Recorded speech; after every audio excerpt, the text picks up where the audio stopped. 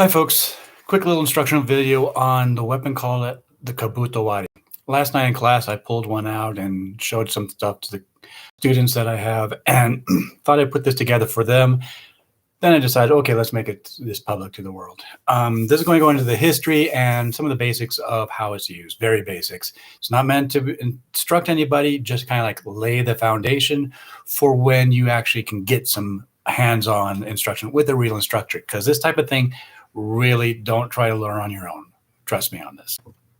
Okay, so the Kabutowari, the one that I used last night is this. I've got two other ones. If you look up on the internet, you'll find some images. One's for sale, that does not have a sheath. This has a sheath. This is a Kabutowari. It's actually an example of an Edo period replica. It's a replica of an Edo period Kabutowari. And the history of such is kind of interesting and kind of shows just how devious some people can be about restrictions on weapons. So yeah, the Kabutowari started out in what's called the Age of Wars, and it was kind of what the Japanese call a koshi no mowari, things that are around the waist. It was basically, sometimes it replaced a short sword when in the belt of a samurai on the battlefield.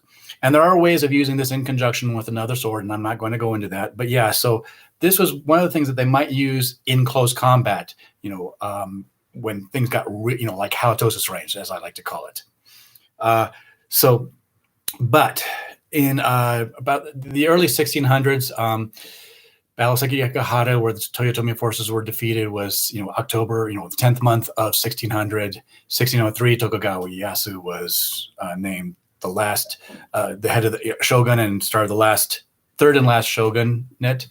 1614, 1615, the Toyotomi family was totally eradicated.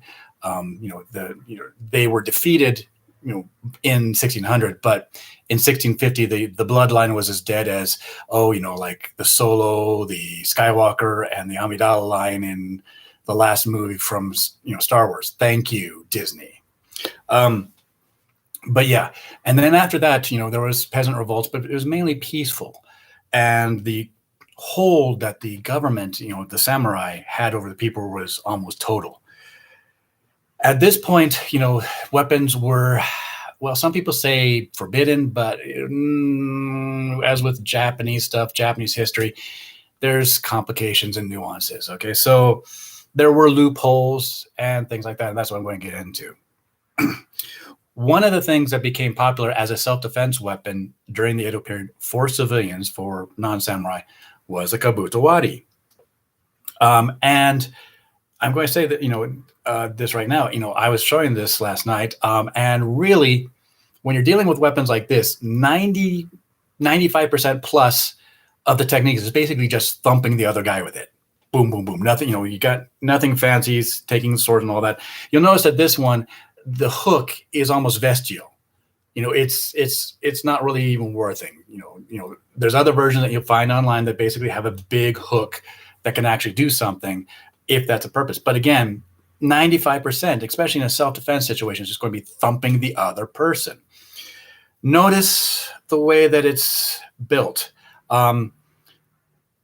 It's, one of my students last night picked it up like this and tried to use it like it was a sword, a short sword. Yeah, you could use it like that, and there are techniques like that, but most of the time it's used like this. And if you think about it, it's about the thumpage. If this looks the way it looks familiar, it's probably because you're thinking and you're familiar with this weapon from Nepal, the kukri. Of course, things that work tend to be found in other cultures. And if you go back to ancient Greek, there's a sword called, I believe, the kopis. That's basically a big thing back like this. And it's not good for slicing or stabbing, but the weight being at the end and slightly forward really helps the chopping. So yeah, if you want to chop, through someone's neck or just into someone, then this design is excellent for it. And in the same way, the forward design here is good for thumping, when you hit just a little bit. It doesn't make up for bad technique, but yeah, just a little bit forward makes good thumping. Now, there is speculation that the Kabuto-wari, which again existed during the Age of Wars, gave rise to the jute, which was an Edo period weapon used by police. So yeah, maybe. It's inconclusive. But yeah, that's it. Now, again, I've said pretty much what all I'm going to say about the use. I'm just going to talk about the interesting facts of history. Now, you'll notice that this Kabuto-wari comes with a sheath, of all things. If you look at the sheath, this one, again, is a replica, but it's based on an Edo period Kabuto-wari. If you had this in your belt walking down the street, you could be forgiven, so people could be forgiven for thinking that this was a short sword.